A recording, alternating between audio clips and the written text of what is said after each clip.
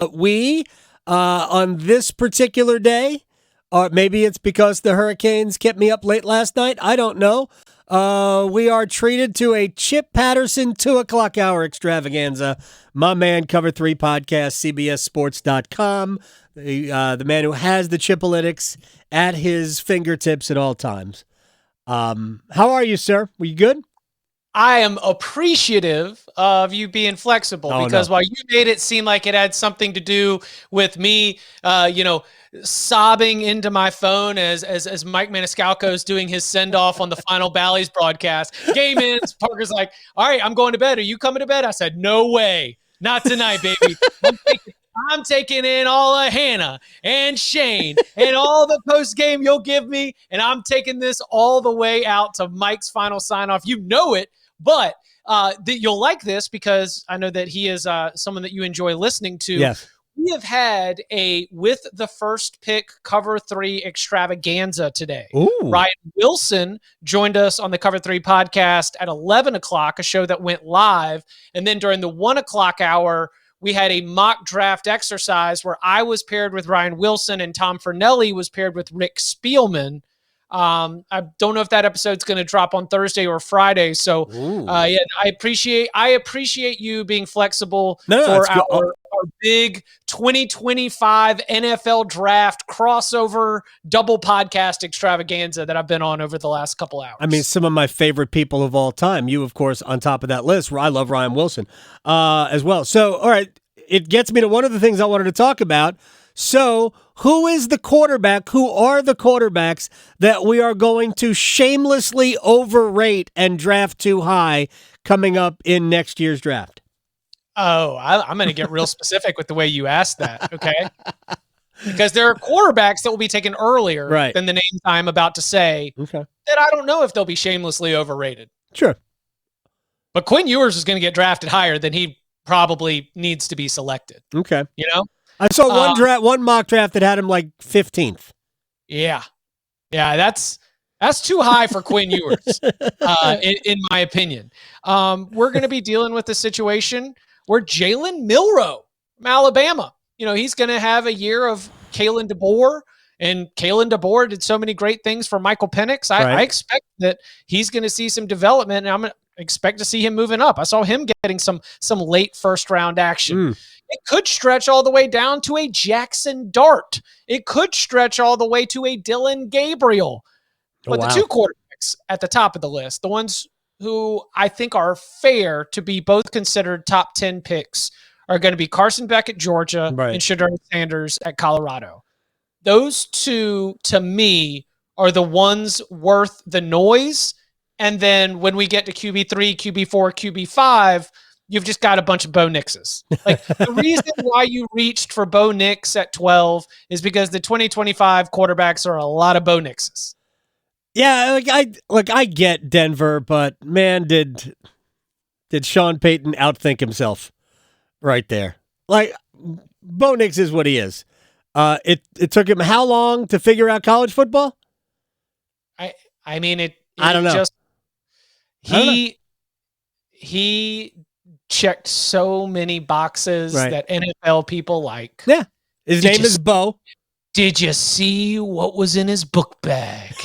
Everything had to do with football. He's married. He's got no distractions. And of course his father, Patrick Nix, played at Auburn. So, you get like the bloodline, pedigree out of the way. How about this one? Let me drop one more on you. Okay. Because we predicted this. So this morning at 11 a.m. in the live show, we were talking about Garrett Nussmeier.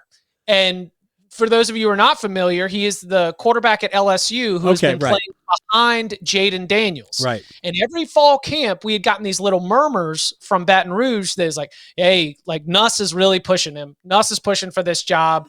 And I think that the combination of him being really good, great arm strength. Right. LSU still having an offense that while they don't have Malik Neighbors and Brian Thomas, they still have really, really good wide receivers. They always do. Staff. Yes, they do always have it. Always. And then number 3, this is what the NFL people are going to love. they'd be like, oh, is that Nuss's boy? Because his father was a former NFL offensive coordinator. Of course. And nothing's going to get these scouts hot and bothered like, oh, Nuss's boy, he's got good arm strength. And sure enough, when we brought it up with Rick Spielman, former general manager, at 1 p.m., what were the first words out of his mouth? He goes, oh, Nuss's boy. And I was like, yes, coming true. So if you want to take a flyer at your sports book of choice for first overall pick in 2025, my scratch off ticket recommendation is Garrett Nussmeier. Okay, 20. Now, didn't he play before Jaden Daniels was there? He's been there, right? But he was not the starter. But he got some time, did he not, or no? No, he's only been in blowouts and never mind. All right, so look, I saw Carson Beck in the mock draft I was referring. I saw him go second. I saw Shedeur Sanders go middle of the first round. Actually, I think they mocked him to the Jets. Whatever. All right, next. I talked about this earlier. I talked about it a little bit yesterday, and I prefaced it by saying, even though it seems like this is bigger news, I'm only going to give it this time because to me, the whole thing is a joke. The NCAA's plan with the Power Four for revenue sharing and caps, and I was talking to an attorney today, and I said, correct me if I'm wrong, but if they try to cap this and it's not collectively bargained, aren't they open to antitrust lawsuits already? And they went, yep. So I does the NCAA employ attorneys or do they just go to campus legal aid? What do they do? They leak enough details to get us talking about it. And then they say early in the process, details are murky. Okay. That makes sense. Yeah. You leak enough details to get us going. You float the trial balloon. You don't actually reveal the entire legal strategy. Yeah. I'm very much in a duh, right? It's like, how do we get out of this legal mess? You pay them, you share some revenue, and you get yourself figured out on all the details, and then we can come talk. So that's kind of where I am there, is it very much like the state of college sports. We've got these big ideas, and no one is at least revealed to us the fine details of how it's going to get done. Because you're right, there's a lot of holes that you could poke in the plan as it's been slowly revealed to college sports insiders. So before I've got a real strong opinion on that, I'm going to need to see what the details were. It's like when you and I talked about college sports tomorrow, I told you they were yada-yadaing a lot of important details. So yeah, let's hear some important details and we'll see if they'll be able to, the feasibility of it. Well, to me, here's the most important detail, that you can't come up with a revenue sharing plan unless you are willing to collectively bargain with the athletes. And I'm sure the NCAA, because they'll never do something by seeing the future, they'll only do something when the courts force them to do it. But as soon as the athletes are deemed employees, which it's inevitable it's going to happen, that's when they'll have to collectively bargain. So we're getting there. I don't know how long it's going to take. We're getting there. But that's some of these aren't really problems unless the universities decide they are. But if we're calling them problems, then the only solution, which I had this argument with Doug Gottlieb as well, is that the universities need collective bargaining. Forget about the players, right? His argument to me was, well, what are the players going to get out of collective bargaining that they're not already getting? They're going to get this. They're going to get this. They're going to like Doug. The schools need some certainty too. That's who the collective bargaining may help. Because right now, the biggest complaints is that we don't know how to build a roster. We don't know what the whole thing's going to cost, how much. Well, these are all things that you can get certainty with through collective bargaining if we just stop trying to fight what's ultimately going to happen. I don't think I'm crazy here. What about your bargaining with the conference? Meaning the athletes bargain with the conference as opposed to... The athletes are employees of a conference instead of being employees of the school. I mean, I guess that's possible too. There has to be some level. I don't know who you collectively bargain with, but there has to be some level of that in order for both sides to reach an agreement. So whether it's with school, it couldn't be with schools. I can't imagine it would be with schools. Talk about the complications, right? It would have to be with conferences, or maybe a conglomeration of conferences, right? Like the Big Ten and the SEC. Yeah, exactly. Because there's going to be 60 teams in those two leagues eventually. Yeah. So I am right now. There's two sort of thoughts that are going on. Did you see the layoffs at Texas A&M? No, I did not. Okay, so new Texas A&M athletic director Trev Alberts, yes, who left Nebraska to go to Texas A&M after Ross Bjork left Texas A&M to go to Ohio State. They laid off, I think, 17 or 18 full-time employees, and he laid out this we are really sorry that this is happening, but we are preparing for $15 to $25 million that we need to set aside that are going to be going to athletes. And we just have to go ahead and change our financial realities of the way we run this athletic department. So when that happened, I was like, oh, so they're going to be employees of the athletic department or the schools or something like that.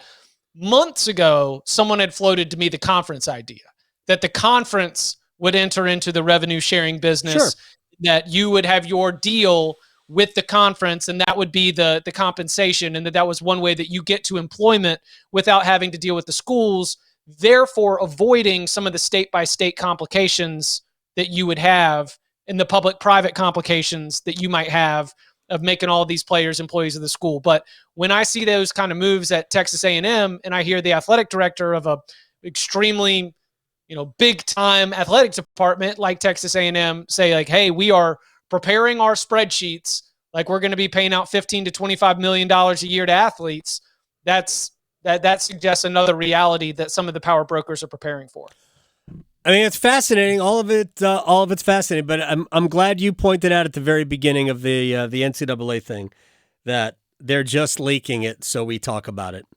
Yeah. Right. Details are murky. This is still it's details murky and early stages are the two words that my eyes always look for with any of these reports, especially in May and June. Right. I get it. Yeah.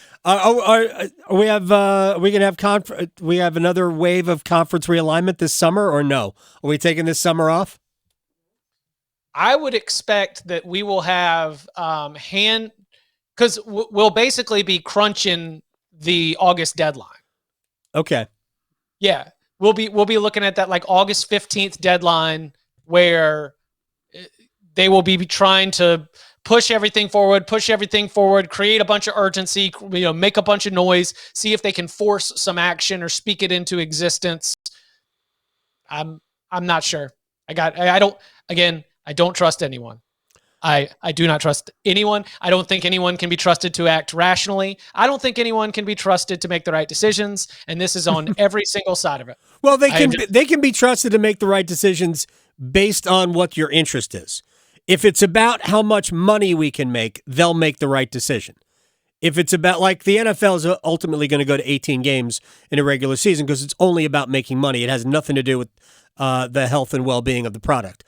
So it's only about money. But when it comes to that, they'll make the right decisions. I mean, I would push back and say we in conference realignment, specifically in college sports, we sometimes see something and think it's the right decision and it's not.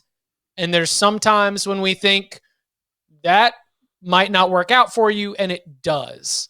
Because there's more certainty with the NFL. There's more certainty with the financial future. Everything else is far more solid. And that is not the case in college sports whatsoever. Chip Patterson, next week. I know I've done this before and I've totally forgotten what we're teasing.